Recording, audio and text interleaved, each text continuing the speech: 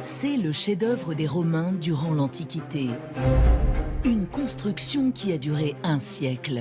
L'incroyable Panthéon de Rome, le temple consacré aux dieux, fascine depuis 2000 ans.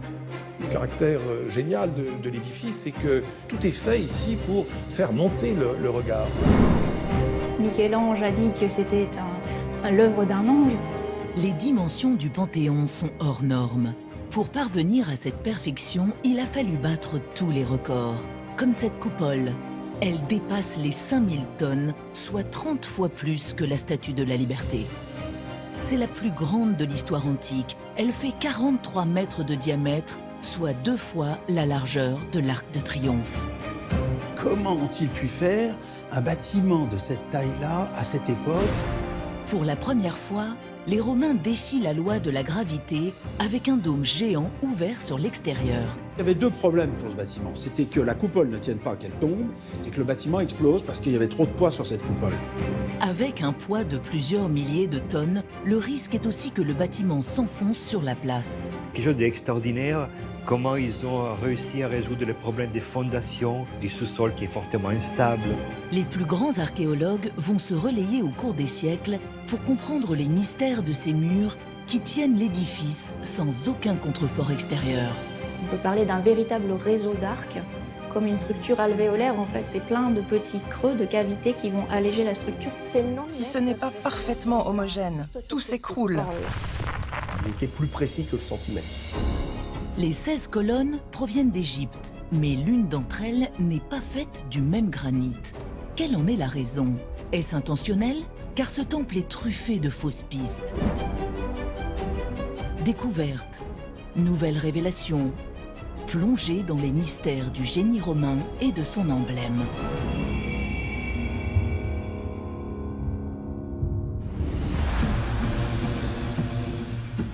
Le Panthéon est à ce jour le monument le mieux conservé de toute la Rome antique. Le bâtiment fut si bien construit que 2000 ans plus tard, il reste intact dans ses grandes lignes. Il est le chef-d'œuvre le plus populaire d'Italie avec 9 millions de visiteurs. S'il fallait faire les 7 merveilles du monde aujourd'hui, je pense qu'on y mettrait le Panthéon. Le Panthéon, c'est un massif au cœur de la capitale italienne. Un bâtiment jamais vu dans de telles proportions. Avec ses colonnes gigantesques tout d'abord, elles font 14 mètres de hauteur. Son entrée démesurée impressionne déjà le visiteur, tout comme les 2 portes d'entrée qu'il faut franchir. Personne n'imagine ce qu'il va trouver à l'intérieur. Quand on ouvre les portes du Panthéon, on est en train d'ouvrir des portes qui sont sur place depuis 2000 ans. C'est quand même impressionnant. Sitôt l'entrée franchie, c'est une sensation immédiate de vertige. C'est toute la magie du Panthéon. Le plafond est une coupole située à 43 mètres au-dessus du sol, soit la hauteur d'un bâtiment de 15 étages. Aucun pilier de soutènement ne vient troubler la vue à 360 degrés. Cet immense dôme semble tenir comme par magie. C'est la première coupole de cette taille-là qui a été faite. Mais comment les ingénieurs romains ont-ils déployé autant de moyens pour ériger ce monument? Il faut revenir 25 ans avant notre ère. L'Empire romain s'étend de l'Espagne à l'Asie en passant par l'Afrique et la Gaule. Sous le règne de l'empereur Auguste, le général Agrippa, devenu édile de Rome, transforme la capitale en effectuant de grands travaux. Une vaste plaine marécageuse devient le champ de Mars, lieu symbolique des dynasties d'empereurs. Les premiers bains publics de la ville apparaissent. Et la décision de construire un panthéon est actée, avec une innovation pour le peuple. C'est un édifice qui est fait pour qu'on rentre dedans. Ça, c'est nouveau. Dans un temple, on ne rentre pas. Les temples dans lesquels sont organisés des rituels sont sacrés. Le peuple n'y a pas accès. Mais avec le Panthéon, les Romains ne seront pas bloqués devant le pronaos, l'entrée entourée de colonnes. Ils pourront célébrer les dieux au cœur de l'enceinte. Et pour cette grande première, l'objectif est de bâtir un temple hors norme. Ce qui implique des travaux dantesques, à commencer par les fondations du futur Panthéon et les problèmes démarrent à ce niveau-là. Comment construire un monument gigantesque sur un sol totalement instable? Il est en partie composé d'argile. En contact avec l'eau, le sol gonfle, se déforme. Et quand c'est sec, ça a tendance à se tasser. Donc toute construction là-dessus a besoin de fondations extrêmement profondes et solides. Les Romains vont donc creuser la terre pour définir une tranchée suivant les contours exacts du temple. Elle fait 7 mètres d'épaisseur pour 4,5 mètres de largeur. Ils ont dû creuser à la main, avec des pelles tout simplement, donc ça a été un travail monstrueux. Des tonnes de terre sont dégagées pour cette tranchée déjà hors norme. Puis ces parois sont recouvertes à l'intérieur. Ils ont plaqué des planches de bois pour ensuite couler leur béton à l'intérieur, le béton romain, l'opus cementitium. Le béton coulé est l'un des secrets de construction du Panthéon. C'est l'une des clés pour bâtir ce monument hors norme. Il est composé d'un mélange de pierre, de gravier, de sable et d'un ciment exceptionnel. Il est réalisé en grande partie par une roche volcanique, la pouzzolane. Ces cendres pouzzolanes ont une caractéristique, c'est qu'elles sont très fines et très durcissantes. Elles ont un effet durcissant sur le ciment. Ce qui fait que les ouvrages de béton qu'on a retrouvés du temps des Romains sont presque plus durs que du temps où ils l'ont fait. Ce béton exceptionnel va se retrouver dans toutes les strates du temple. Avec lui, tout devient possible pour les bâtisseurs romains. Mais il faut savoir le manier pour rendre son utilisation optimale. C'est un béton qu'on ne peut pas mettre d'un coup. Il faut les mettre par couches successives, et petites couches, et chaque fois attendre que ça sèche pour que ça se stabilise, pour enlever l'eau, les bulles d'air qu'il peut y avoir là-dedans. Couche après couche, ils ont rempli ces tranchées. Le travail est colossal, mais indispensable pour soutenir le poids du temple. Les fondations demandent plusieurs mois pour être prêtes, tout comme une autre commande impressionnante, celle des colonnes de l'entrée. Les 16 colonnes, si on les met à 70 tonnes, représentent 1120 tonnes. C'est l'équivalent de 4 A380, le plus gros avion de ligne au monde. Un poids record pour chaque fût, car les colonnes ne seront pas montées classiquement en tambour, morceau par morceau. Pour éblouir son peuple, l'empereur Auguste les exige d'un seul tenant. On est en train d'essayer d'impressionner par le gigantisme et la solidité de la construction, la maîtrise du matériau. La création de ces colonnes est un défi colossal. Un pari hautement risqué car elles sont réalisées à plus de 2000 km de la capitale, en Égypte. C'est ici que l'on trouve l'un des meilleurs granits au monde, dans les carrières d'Assouan et du mont Claudianus. Des sites fabuleux pour les bâtisseurs de pyramides, d'obélisques, de statues. Dès l'Antiquité, Assouan fournit les plus belles pièces au monde. Les Romains ne s'en privent pas et décident d'arracher des carrières égyptiennes les 16 colonnes qui formeront le pronaos, l'entrée du temple. Mais il faut accepter pour cela plusieurs années de travaux. Il fallait des mois et des mois pour arriver à avoir les colonnes. Peut-être 3 mois pour faire une colonne, si tout va bien. Le transporter, peut-être 1 an ou 2 ans pour les avoir. Il faut déjà plusieurs jours pour extraire les blocs de 500 kg avec une méthode traditionnelle. Ils faisaient des petites tranchées autour des blocs et ils éclataient le bloc pour le décoller de la masse. Des tranchées creusées à l'aide de l'escoude, une sorte de pioche avec un long manche. Vous n'êtes pas obligé d'avoir une tranchée très importante, 20 cm maximum, et vous arrivez à descendre votre outil, vos mains aussi, vos bras, et ça suffit. Sous le bloc, des fentes sont creusées pour y insérer des cales en fer.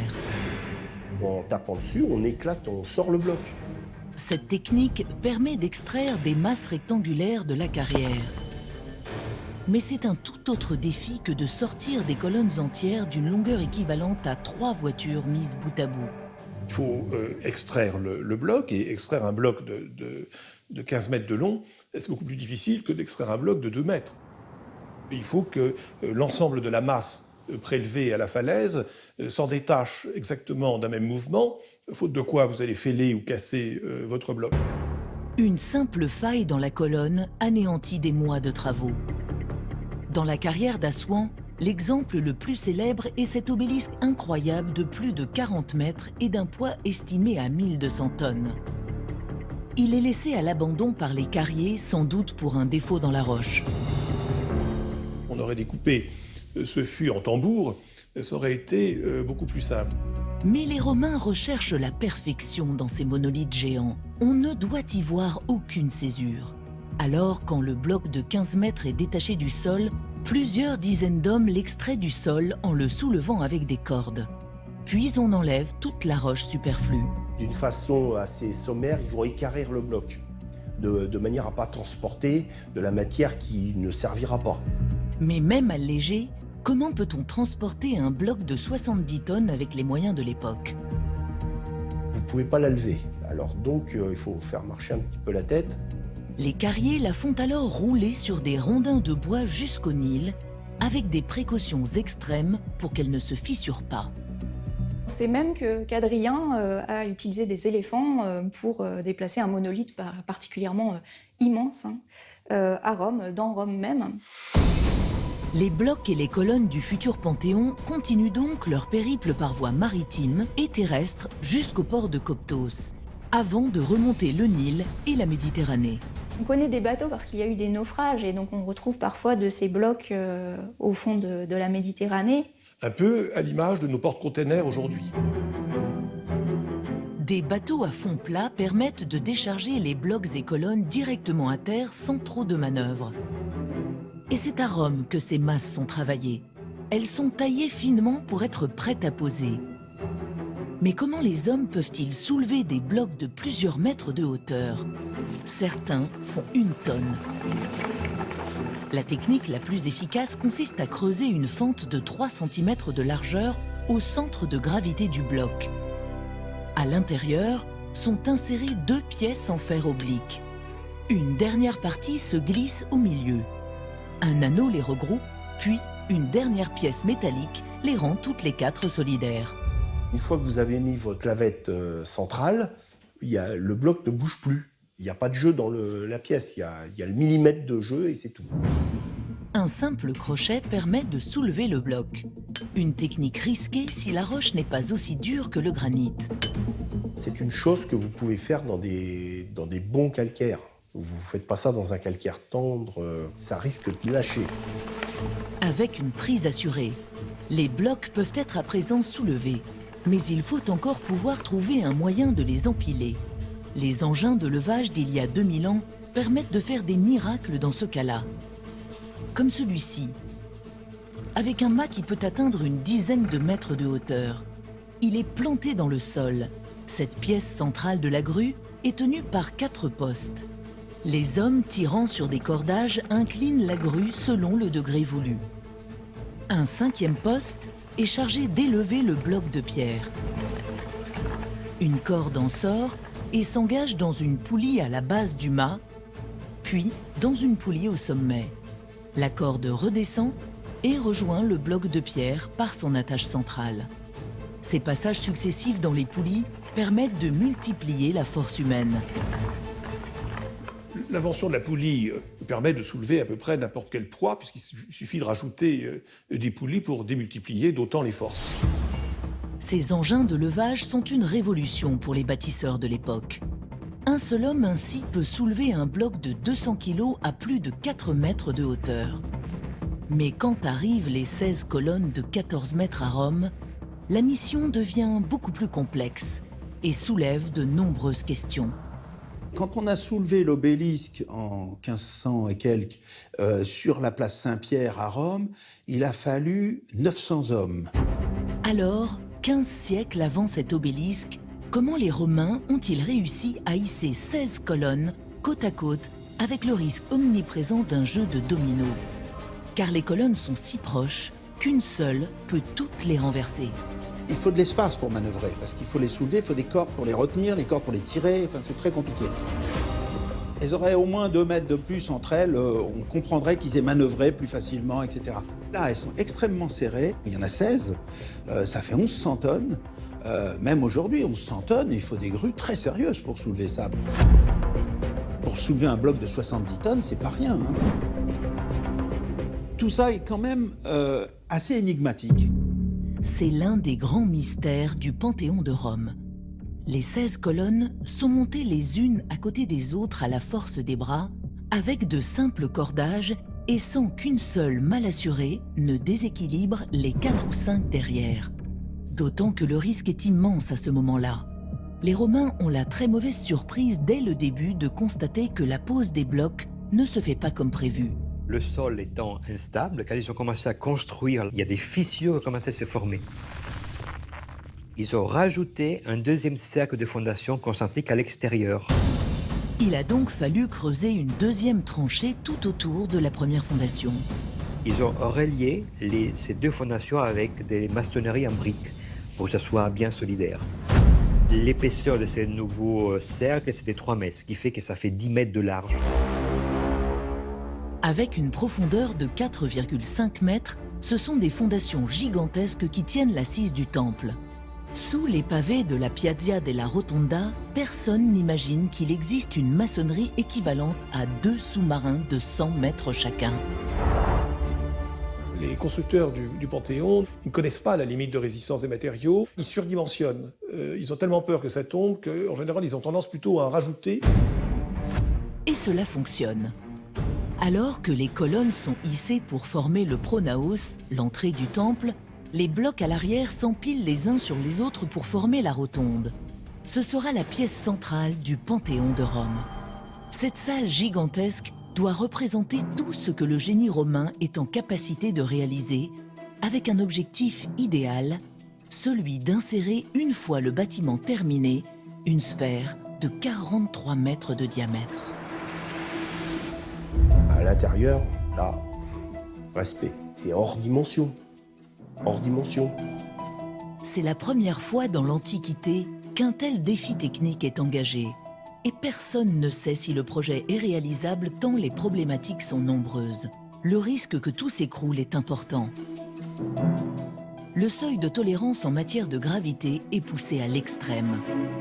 On est là dans des dimensions quand même limites. Il faut vaincre le veto de la nature.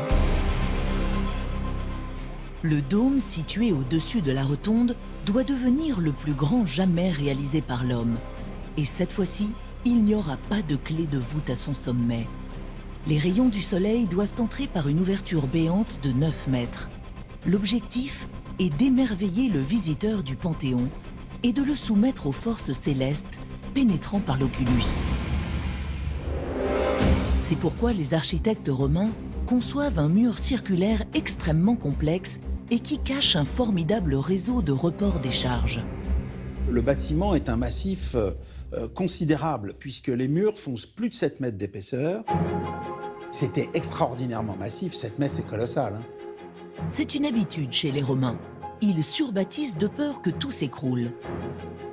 C'est l'un des facteurs qui explique l'incroyable conservation de certains monuments.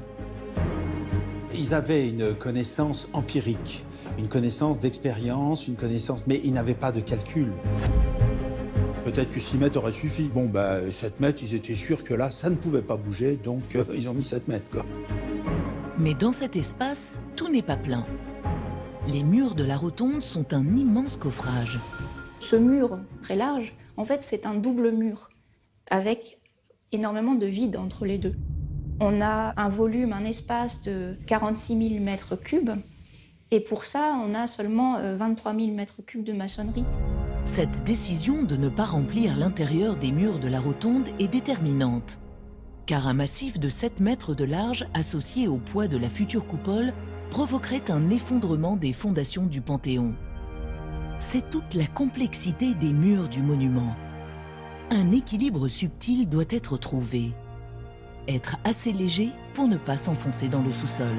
Il fallait en même temps que l'assise soit suffisamment puissante pour supporter le poids et les forces exercées par la voûte. Donc ils ont allégé la structure en créant des couloirs à l'intérieur, concentriques, qui font tout le tour de la rotonde.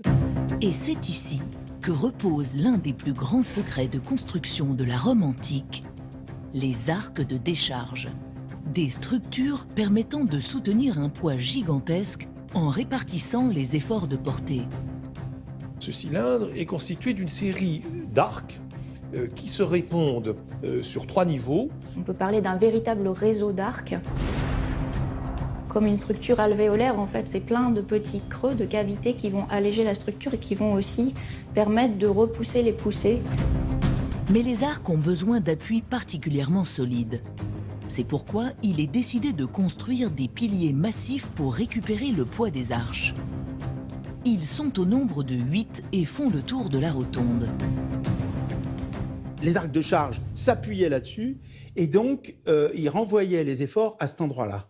Donc en fait, plutôt qu'avoir une coupole qui s'appuie sur l'ensemble du mur, ils ont vraiment dirigé la poussée, le poids, sur ces 8 piliers qui sont les plus résistants. On est là dans une architecture mécanique qui, au fond, reporte les charges successivement jusqu'au sol et qui ne travaille pas à la pression. C'est ce qu'il fallait à tout prix pour éviter, évidemment, les accidents. Ce procédé de répartition des charges par les arcs est connu des Romains depuis le 1er siècle avant notre ère. Mais jamais la technique n'a été poussée à ce point avec des masses si importantes. Utilisé à ce niveau de sophistication, ça c'est quand même complètement inédit. Les piliers font toute l'épaisseur du mur. Ils sont aussi très hauts, plus de 6 mètres, afin de récupérer les branches des arcs. Là aussi, les grues romaines sont un atout précieux pour pouvoir déplacer des blocs de plusieurs tonnes, comme le travertin, une pierre naturelle à l'instar du marbre ou du granit. C'est une pierre de très très haute qualité et qui est employée massivement dans les monuments de Rome. Un peu plus loin, c'est ce matériau qui a servi à l'impressionnant Colisée.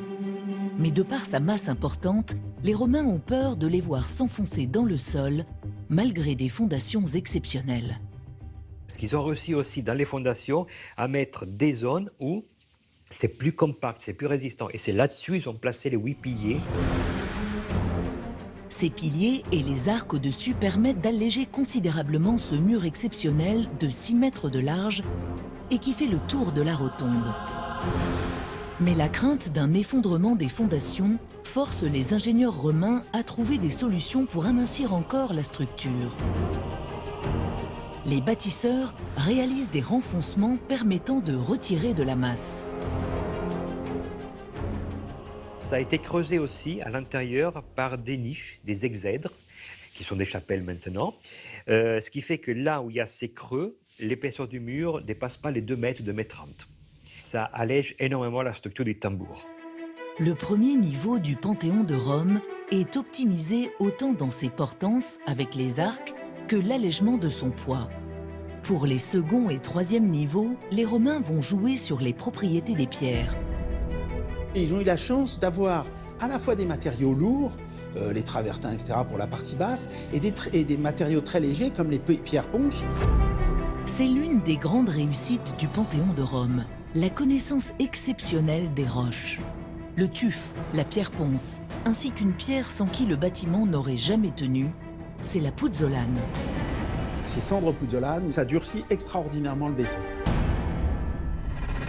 Et cette puzzolane va être massivement employée dans la construction du dôme du Panthéon, car le résultat doit être éblouissant. Le diamètre de la rotonde est de 43 mètres. Ce qui signifie que la structure du Panthéon peut contenir virtuellement une sphère parfaite. Le dôme fait véritablement une sphère, et quand on rentre dans le bâtiment, on sent bien cet aspect sphérique. La perfection d'un globe, d'une planète, c'est ce que les Romains recherchent à tout prix dans cette salle gigantesque. Se sentir minuscule face à l'immensité céleste. Et pour y parvenir, le dôme ne doit reposer sur aucun pilier visible dans le cœur de la rotonde. Aucun élément ne doit parasiter la vision à 360 degrés. On cherche à dérouter. La magie doit opérer spontanément en contemplant le dôme. L'édifice touche au divin. Il était trop parfait pour être humain. Aucun indice à l'intérieur, ni à l'extérieur. La volonté des ingénieurs romains est de ne pas faire apparaître de contreforts à la manière des cathédrales gothiques, car le peuple qui va entrer pour la première fois dans la rotonde ne doit pas s'attendre à un tel spectacle. L'édifice à l'extérieur doit être le plus neutre possible.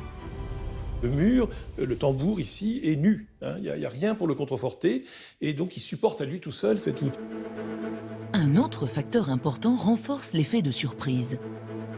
Durant l'Antiquité, le monument est encore plus haut qu'aujourd'hui. La place devant le Panthéon à l'époque romaine était 4 mètres plus basse que la place actuelle.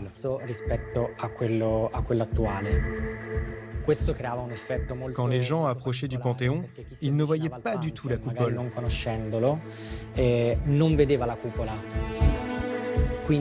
Donc ceux qui ne connaissaient pas le monument pensaient s'approcher d'un temple classique de forme rectangulaire avec la façade, les colonnes et le fronton. Le Panthéon, à l'époque, surplombe la place et son fronton paraît encore plus majestueux. La rotonde qui dépasse de chaque côté est moins visible, noyée parmi les autres bâtiments. Ce que nous voyons aujourd'hui, ce n'est qu'une partie de l'aspect que le Panthéon avait dans l'Antiquité, parce qu'il était inséré au milieu du Campo Marzio, qui était un des quartiers, ou le quartier le plus monumental de la Rome ancienne. Les bâtiments tout autour effacent l'aspect imposant de la rotonde à l'arrière. Avec une place 4 mètres plus basse, le peuple a aussi le regard porté sur le fronton. Ces deux facteurs augmentent l'effet de surprise d'un espace hors norme lorsque l'on franchit enfin ses portes. Mais pour subjuguer les visiteurs, il faut parvenir à ériger ce dôme qui pose bien des difficultés aux Romains. C'est, à vrai dire, la partie la plus mystérieuse et la plus difficile à reconstituer. C'est une énigme parce qu'on se dit, mais comment ont-ils pu faire un bâtiment de cette taille-là, à cette époque, en béton? Et alors on sait très vite que le béton, à l'époque, n'était pas armé, en béton non armé. Le défi est immense.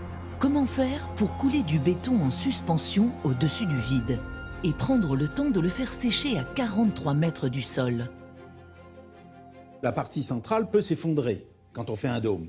Or là, le dôme, il fait 43 mètres de large, c'est gigantesque. Donc la partie centrale, pour ne pas s'effondrer, il fallait trouver des astuces.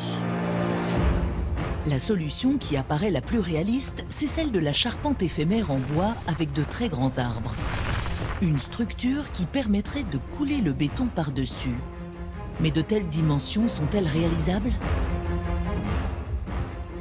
Un berceau en bois de 43 mètres de diamètre, c'est évidemment très compliqué à cette hauteur à soutenir. Il faut imaginer une ingénierie de bois absolument virtuose.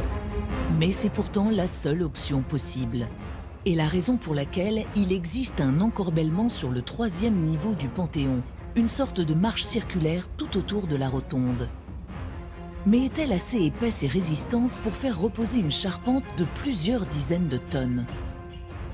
Mais là, la difficulté, c'est de faire tenir, non pas le dôme, mais de faire tenir la charpente.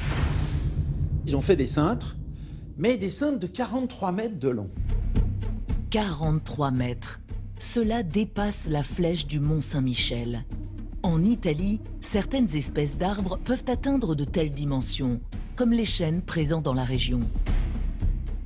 Les Romains ont détruit beaucoup de forêts pour faire leur cintrage en bois. Vraiment beaucoup. C'est énorme. Certains spécimens de 7 ou 800 ans atteignent des tailles considérables. Ils vont permettre des portances gigantesques et soutenir le moulage de la coupole. Une phase hautement critique. Sur ce coffrage en planche de bois, ils ont commencé à couler le béton. Mais une seule couche de béton peut s'affaisser en quelques secondes du fait de son poids. Comment les Romains ont-ils composé une coupole qui ne puisse être ni trop lourde, ni trop légère, au risque de se briser avec le temps? Ils tentent alors une nouvelle approche, dans la structure même du dôme, avec un découpage précis. Si la base mesure 5,60 mètres de large, le dôme se réduit fortement jusqu'à son sommet. Il s'affine jusqu'à atteindre à l'oculus 1,50 m d'épaisseur. Cette technique s'avère être essentielle et parfaitement maîtrisée. Ils ont mis sur la partie basse donc, de ce béton, ils ont mis des marches pour alourdir, pour qu'elles renvoient les efforts vers le bas. Ces anneaux ont la fonction de bloquer la coupole à la base pour éviter qu'elle parte sur les côtés. Ce cerclage est d'une robustesse exceptionnelle. Il supporte toutes les contraintes de poussée en les renvoyant verticalement. Sans ce dispositif, la coupole s'ouvrirait horizontalement. Le deuxième niveau, au-dessus des cercles concentriques, on va retrouver de la pouzzolane et surtout de la pierre ponce. Une pierre ponce, c'est extraordinairement léger, ça flotte. Une pierre ponce flotte. C'est l'un des secrets de construction des bâtisseurs romains. L'apparition de cette pierre ponce est une révolution dans la construction des monuments. D'origine volcanique, elle est en abondance près du Vésuve et dans la baie de Naples. La pierre ponce est un allié incroyable lors des réalisations monumentales. Ce matériau de construction pouvait voyager sur plusieurs centaines ou milliers de kilomètres et qu'il était utilisé partout dans l'Empire. On n'hésitait pas à l'exporter. La pierre ponce devient de plus en plus présente dans le béton romain au fur et à mesure que l'on s'approche de l'oculus, l'ouverture centrale. Mais une autre invention vient encore alléger le poids de la coupole. Il y aura de la pouzzolane, des pierres ponces et surtout des fragments de vases en terre cuite, voire des vases en terre cuite entières. Une technique qu'on retrouve dans d'autres monuments romains aussi, ce qui veut dire que ça fait vraiment des trous. De véritables bulles d'air sont présentes tout autour de l'oculus sur une largeur d'1,50 m. On est alors très loin du béton massif du cerclage du dôme. Cette répartition des charges sur la structure est la clé permettant de comprendre comment une coupole de 43 mètres est réalisable il y a 2000 ans sans les technologies actuelles. Mais pour l'empereur, il faut donner à ce temple consacré aux dieux une durée de vie presque éternelle. Alors, toutes les idées pour alléger encore le dôme sont étudiées. C'est pourquoi un élément que le peuple romain considère comme esthétique est bien plus important pour les bâtisseurs. À l'intérieur, on a des caissons, c'est-à-dire des creux. Il y en a 140 au total, dont la fonction est décorative aussi. Quand on a dedans, on voit tous ces caissons qui sont dirigés vers l'oculus central, vers l'ouverture centrale. Mais ça allège aussi, ça enlève du matériau. Ces caissons réussissent le pari de soulager la masse encore un peu plus et d'être extrêmement visuels à l'intérieur. Les caissons sont vraiment, eux, d'une taille véritablement parfaite. Les 140 caissons, donc il y en a 28 par rangée, il y a 5 rangées. Ces creusements sont aujourd'hui encore une énigme. Leur perfection intrigue. Comment ont-ils été creusés à cette hauteur? Avec de plus une telle perfection? Ont-ils été directement moulés lorsque le béton fut coulé? Y avait-il des moules préfabriqués? Ces caissons par dizaines sont en tous les cas une aide précieuse, y compris dans la phase critique de la pose du béton. Le fait de créer ces cavités, ça accélère aussi le séchage du béton. Ces 140 caissons répartis au centimètre près sont encore bien mystérieux.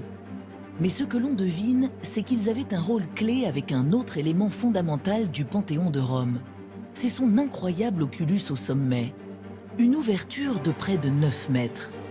Elle hypnotise celui qui entre dans la rotonde, car l'oculus permet aux rayons du soleil d'éclairer des astres peints dans les caissons selon les différentes saisons.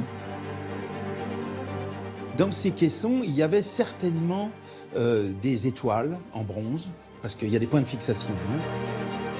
Peut-être que ça avait un sens pour marquer l'heure, au moins l'heure de la journée. Les rayons donnent des indications sur la temporalité, mais surtout offrent un spectacle divin, celui d'inonder de lumière l'empereur une fois par an. Alors que l'ensemble de la rotonde, sans autre ouverture, est dans la pénombre, lors du 21 avril. C'est la date anniversaire de la création de Rome. Et ce jour-là, précisément, le soleil positionné dans le ciel illumine durant quelques précieuses minutes l'empereur pénétrant dans la rotonde. Le rayon du soleil l'éclairait comme si c'était un dieu soleil quelque part. C'est une manière très symbolique de s'inscrire dans une démarche un petit peu presque mythologique de l'histoire de Rome. Ce jeu de lumière a été imaginé bien avant la première pierre posée. Le Panthéon a été construit face au nord dans le but de parvenir à récupérer les rayons lumineux du 21 avril sur les portes de bronze. L'oculus a été réalisé en prévision de ce spectacle. Mais tout comme les 140 caissons, il a un double rôle. l'oculus est un facteur clé de la construction du dôme. Car pour la première fois, un dôme d'une portance de 43 mètres se passe d'une traditionnelle clé de voûte. Cela permet aux ingénieurs romains de réduire considérablement la masse de la coupole. Pour y parvenir, on réalise alors un serrage circulaire extrêmement compact. C'est un anneau rigide, d'ailleurs en brique, qui a été cimenté et qui a dû, au moment où il a été mis, solidifier l'ensemble. Il joue le rôle, en réalité, d'une clé de voûte. L'oculus est d'une perfection absolue. Ses dimensions sont au centimètre près. Ils ont fait quelque chose qu'on ne peut pas faire mieux. C'est un stratagème qui a déjà fait ses preuves, mais jamais dans de telles proportions. Alors, quand il faut détacher la charpente en bois lorsque la coupole est terminée, c'est la grande inconnue pour les Romains. Que va-t-il se passer? Le dôme va-t-il s'effondrer? Selon les estimations, il fait près de 5000 tonnes à lui seul. Alors l'oculus n'est-il pas trop grand avec ses 9 mètres de diamètre? Les piliers de la rotonde vont-ils tenir le choc? Là, il joue sans filet. Et ça tient. Pour la première fois, les Romains ont élaboré un dôme comme jamais il n'en a été réalisé avant. Tout ce mortier épais est devenu un monolithe. Ce bloc compact renvoie toutes les poussées sur les 8 piliers massifs disposés dans les murs de la rotonde. C'est un exploit sans précédent et qui illustre le savoir-faire incroyable des bâtisseurs il y a 2000 ans. La coupole du Panthéon est l'exemple même du génie romain. Durant les siècles qui suivent, l'homme est sidéré par la beauté mystique de ce dôme. Les visiteurs, on leur dit que cette coupole, c'est sans doute l'œuvre du diable, que c'est pas possible, que c'est pas une main humaine qui a pu faire ça. On trouve ça, on s'en méfie beaucoup. Michel-Ange a dit que c'était l'œuvre d'un ange, donc on est allé dans toutes les directions. On prétend que même la pluie n'ose pénétrer la rotonde à travers son oculus. Les Romains ont en fait créé tout un système d'évacuation des eaux avec des ouvertures vers des galeries souterraines qui sortent du bâtiment. Le sol, il est un petit peu convexe. Il est plus haut au centre, entre 20 et 30 cm, c'est-à-dire que c'est imperceptible, mais suffisant, comme c'est tout lisse, comme c'est du marbre, et quand l'eau elle tombe là-dessus, elle va couler lentement vers l'extérieur. De petites perforations au sol dans le marbre permettent également d'évacuer des pluies trop abondantes. Tout est pensé, anticipé dans ce panthéon. Il représente le paroxysme du génie romain. Cet édifice va constituer un modèle pour tous les architectes qui vont essayer de rivaliser avec ces portées considérables. Certains sont même convaincus que le dôme cache encore un secret pour tenir depuis 2000 ans. C'est le seul. Intact comme ça, le seul. Il n'y a pas autre exemple comme ça dans le monde, non. Pour expliquer ce mystère, beaucoup émettent des hypothèses.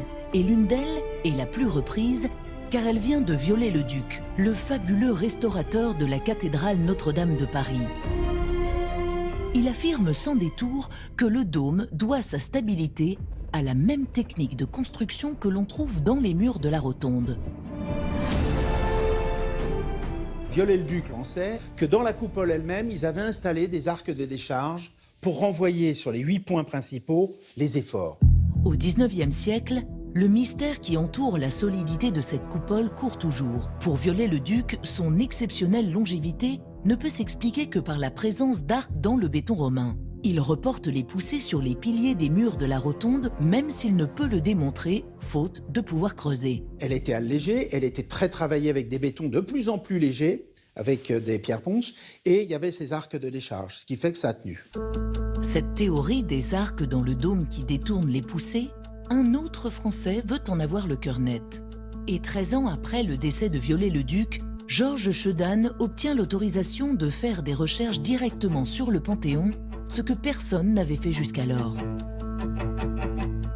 Il y avait la longue tradition des architectes français qui venaient à Rome pour mesurer, dessiner les monuments de l'Antiquité, pour apprendre le mystère, l'histoire de ces monuments. Et ces pensionnaires ont beaucoup travaillé sur le Panthéon. En 1892, Georges Chedanne se trouve tout au sommet du monument. Il creuse le dôme pour enfin connaître le mystère de sa stabilité depuis 2000 ans. En grattant la surface du dôme, ils arrivent à différencier plusieurs arcs. Un arc majeur soutenu par 3 arcs mineurs. Et plus leur recherche avance, plus ils découvrent toutes les ramifications du dôme. Il est en fait rempli d'arcs. Le restaurateur de Notre-Dame avait donc raison.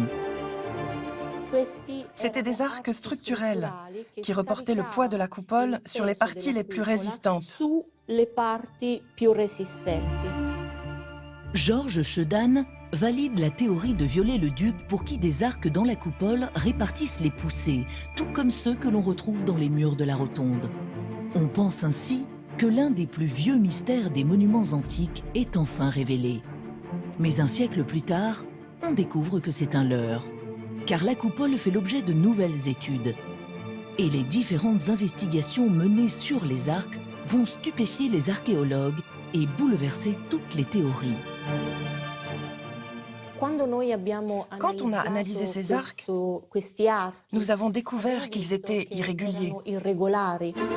Pour remplir son rôle statique, les arcs doivent être rigoureusement identiques, sinon il y a un risque de déformation. Si ce n'est pas parfaitement homogène, tout s'écroule.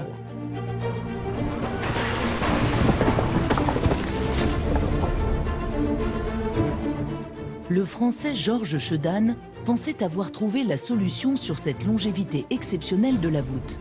C'était une erreur. Le dôme tient parfaitement par sa réalisation faite de différents bétons et d'un poids allégé.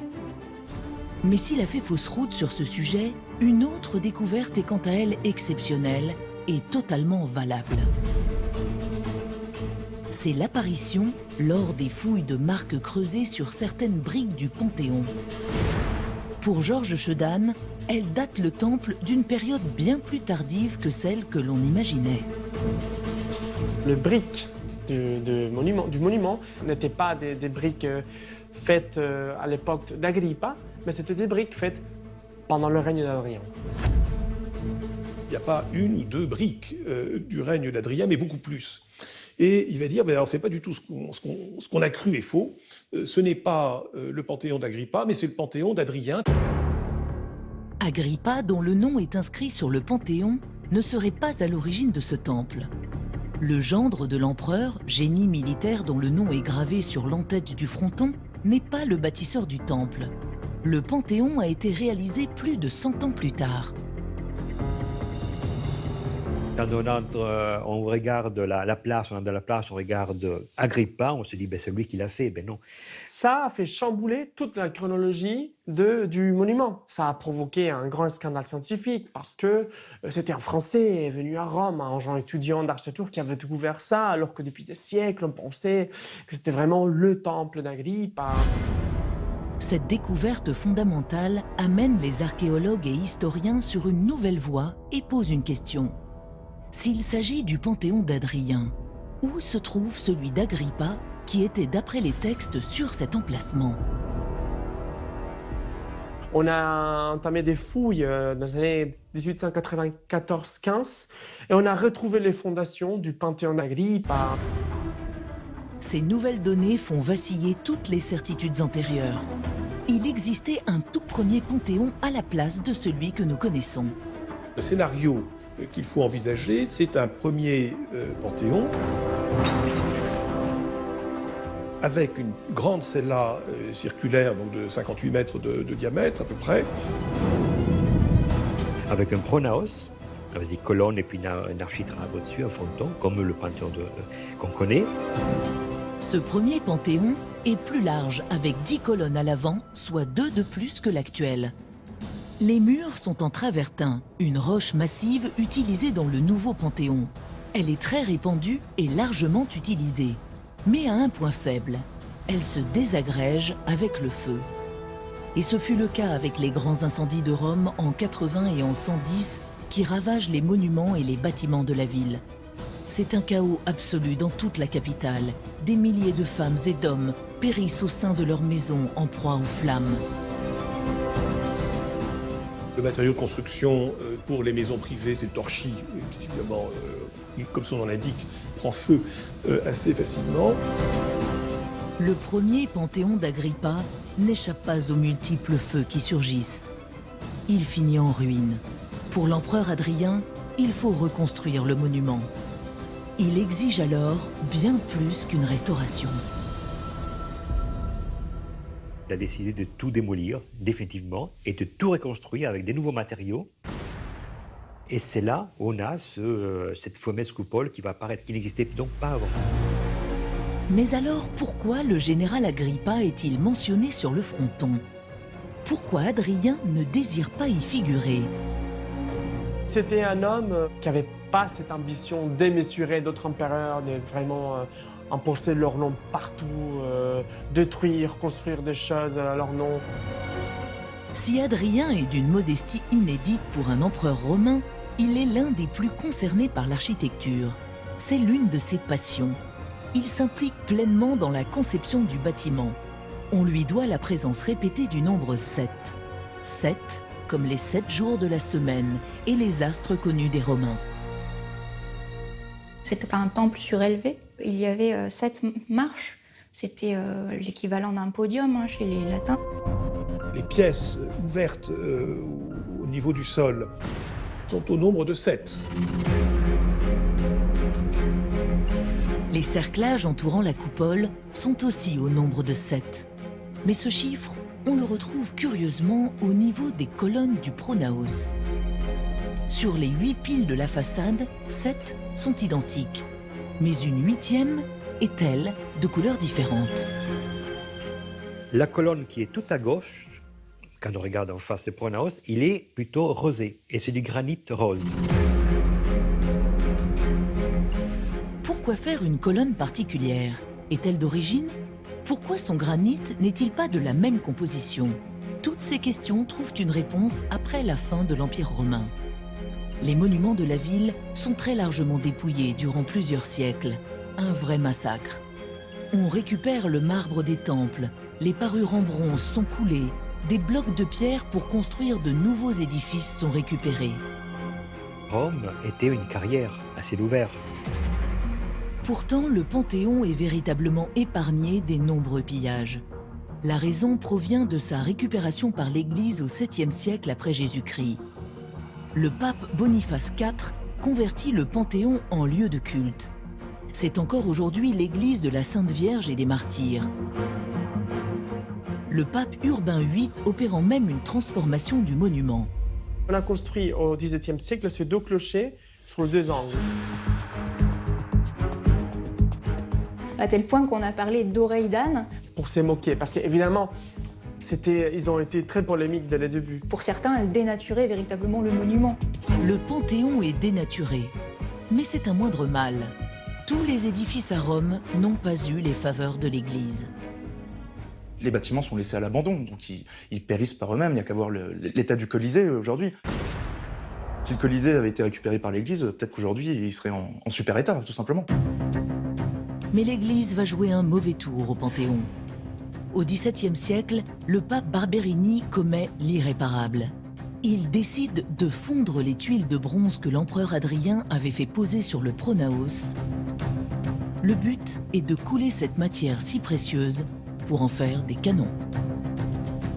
Ça fait un scandale à l'époque, au point qu'il y a ce mot fameux quod non fecerunt barbari, fecerunt barberini. Ce que n'ont pas fait les barbares, les Barberini l'ont fait. C'était quand même un attentat assez important contre le patrimoine. Devant le tollé, Barberini a l'occasion de se faire pardonner. Car une colonne, celle qui se trouve à l'extrême gauche, menace de s'écrouler à tout moment. Un mur en briques la soutient depuis quelque temps. Et c'est le Panthéon dans son ensemble qui est menacé. Le pape va donc agir en sauveur. Il demande à récupérer une colonne similaire qui se trouve à quelques mètres de là sur un autre bâtiment. L'opération est un succès. le Panthéon est sauvé. Barberini y inscrit même sa trace à jamais. Les signes du pape, c'est Barberini, non, la veille de Barberini, bien sûr. Les deux clochers finissent par être enlevés de la toiture et le Panthéon retrouve sa physionomie originelle. Mais cette 8e colonne est mystérieuse. Selon les derniers éléments, elle provient des anciens thermes qui se trouvent à côté. Car le Panthéon était au centre d'un ensemble aquatique monumental construit par Agrippa, avec à l'arrière du monument la basilique dédiée au dieu de la mer, Neptune. Il en reste aujourd'hui ce bloc accolé à l'arrière du Panthéon. Il commémore les combats maritimes victorieux menés par Agrippa contre Marc-Antoine et Cléopâtre.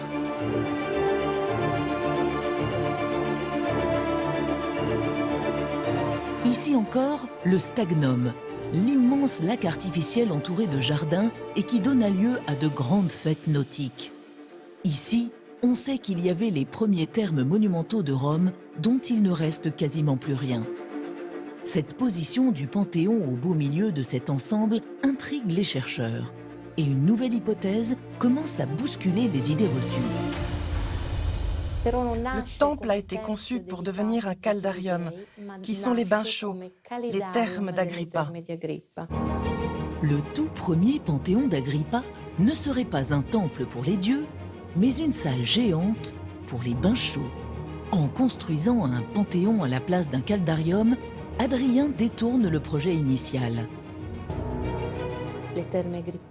Les thermes d'Agrippa sont abandonnés et le grand caldarium, qui est le Panthéon, est réutilisé et devient le temple de tous les dieux. Le destin de ce monument est à l'image de son architecture. Tout simplement extraordinaire. D'un caldarium pour y prendre des bains chauds, à celui de temple pour les dieux, en passant par l'église qui en fait un lieu de culte jusqu'à aujourd'hui, le monument le plus couru d'Italie avec 9 millions de visiteurs chaque année. Le Panthéon de Rome est une merveille que ses mystères ont longtemps tenu à l'écart de toute reproduction. La prouesse technique est considérée comme non plus réalisable. Le Panthéon de Rome est aujourd'hui copié dans le monde entier, comme à Jérusalem avec le dôme du Rocher, aux États-Unis avec l'Université de Virginie. Il y a le célèbre Capitole de Washington. La France a aussi son Panthéon dans le 5e arrondissement de Paris. À cause de sa modernité, on peut copier un peu partout et dans toutes sortes de bâtiments nouveaux. Des structures hors normes. Des dizaines d'arcs reportant les charges sur des points spécifiques. Des colonnes de 14 mètres d'un seul tenant à quelques centimètres les unes des autres. Un dôme de 5000 tonnes, unique dans l'histoire. Le Panthéon est le seul monument de la Rome antique aussi bien conservé depuis près de 2000 ans. Il est la quintessence de la maîtrise du génie romain sur les techniques de report des charges et de son opus cémentitium, le béton romain. Entre les guerres, les séismes, les pandémies qui affectent les peuples, le Panthéon de Rome, lui, reste stoïque. De ses fondations jusqu'à son oculus, il semble bien armé pour affronter son 3e millénaire.